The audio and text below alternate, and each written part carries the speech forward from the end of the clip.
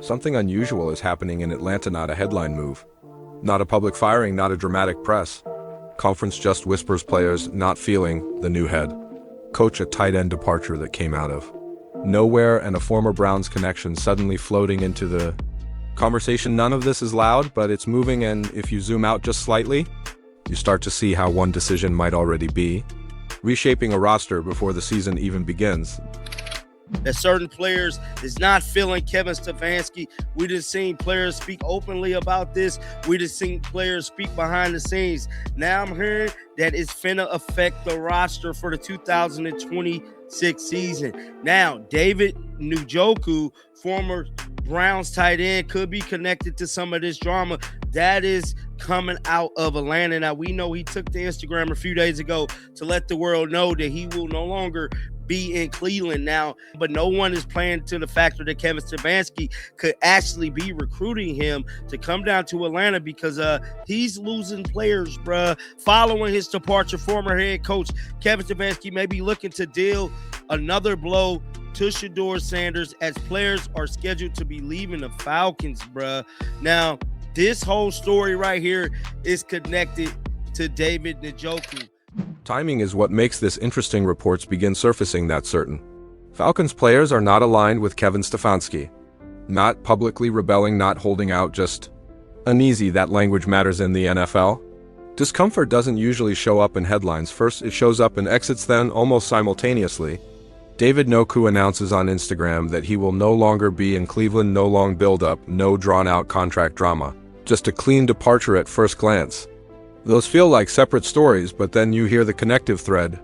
The Falcons may need a replacement if Pitts leaves. Stefanski has history with Njoku in Cleveland. Atlanta doesn't currently have a similar high-level option ready. That's not proof of anything, but it is a pattern. When a new head coach enters a building and begins pulling familiar pieces toward him, it signals something deeper than roster adjustment. It signals comfort, control, familiar systems that can quietly divide a locker room. Because when players hear that certain teammates aren't feeling the new coach, and at the same time watch potential replacements being discussed, the message doesn't need to be spoken, it's implied, and implied messages travel faster than official ones. What makes this moment matter isn't whether Njoku signs with Atlanta. It's that the idea of it makes sense, and when something makes sense structurally before it happens publicly, that's when you start paying attention, because now this isn't about one player leaving, it's about who feels secure and who doesn't. And that's where shifts begin. Let's step back. When a head coach changes teams, especially one coming off turbulence, there are usually two paths. Path 1, establish authority through distance. Path 2, reestablish control through familiarity. History shows most coaches lean toward familiarity. They bring assistants they trust. They target players who already understand their system. They try to stabilize their environment before the pressure sets in, and pressure is already building here. The transcript makes something clear. There is lingering narrative tension around Stefanski's past handling of ShedeurSanders. Whether that criticism was fair or not isn't the focus. What matters is that it became loud when media cycles amplify a coaching controversy that follows a coach not officially but culturally now place that backdrop into Atlanta. If players are reportedly not feeling the coach early, that's not about scheme, it's about trust formation. Asterisk. And trust formation in the NFL usually happens during two periods: adversity and acquisition. We're currently in acquisition season. If Atlanta loses Pitts, and that possibility is openly being discussed, replacing him with someone who has previous chemistry with the coach sends a subtle but strong signal. We are building this around the system, not around existing relationships. That's not wrong, it's just directional, and direction in the NFL matters more than statements. At the same time, in Cleveland, another narrative is being shaped. Deshaun Watson is medically cleared, workouts are publicized, throwing sessions are highlighted, media discussion frames a potential quarterback competition with ShedeurSanders. Even if that competition is theoretical, the messaging does something important. It keeps options open, and NFL teams rarely close doors early. They prefer ambiguity. Ambiguity preserves leverage, but ambiguity also creates instability inside locker rooms. When players don't know who the long-term quarterback is, they hesitate before committing emotionally to a direction, and that's why the Cleveland quarterback discussion is relevant to Atlanta, because Stefanski's past narrative tension with Sanders is part of his perception profile if Atlanta players are already unsure. And Cleveland media cycles are reintroducing quarterback competition debates tied to Stefanski's history. The reputational cloud doesn't disappear, it travels, and reputational clouds affect buy-in, which leads to a quiet but important question. Is Atlanta reacting to football decisions or to uncertainty? Let's treat everyone here as variables. KevinStefanski, variable 1, he needs stability.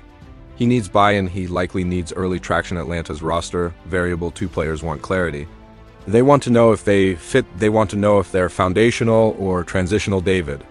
Njoku, variable 3, available, familiar, experienced in Stefanski's system. Deshaun Watson's clearance and Cleveland's quarterback ambiguity. Variable 4.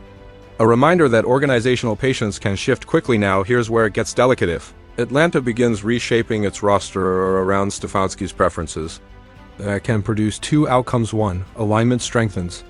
2. Existing players feel displaced. Displacement rarely announces itself, it shows up in free agency decisions, it shows up in effort levels, it shows up in how vocal veterans are during OT, as the transcript suggests that this could affect the 2026 roster. That's not immediate chaos.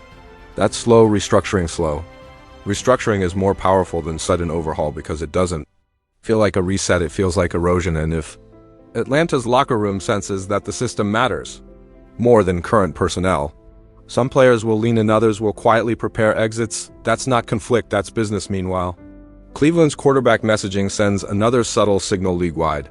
No role is guaranteed if a team publicly entertains multiple quarterback avenues: draft, free agency, trade. It reinforces how fluid NFL hierarchies are. Players across the league notice that, especially in situations involving coaches who are still redefining their narrative. So here's the tension point.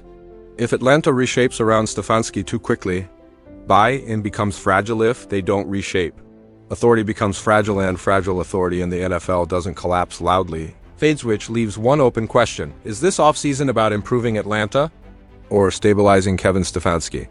Because those aren't always the same objective. There's no dramatic fallout yet, no confirmed exits, no public disputes, no definitive moves tying all this together, just timing, just behavior shifts, just subtle roster conversations happening earlier than expected. And sometimes in the NFL, the reshaping doesn't begin with a signing, it begins with a feeling. The question isn't whether Atlanta will change, it's whether that change is already underway. If you see it too, stay close to this one.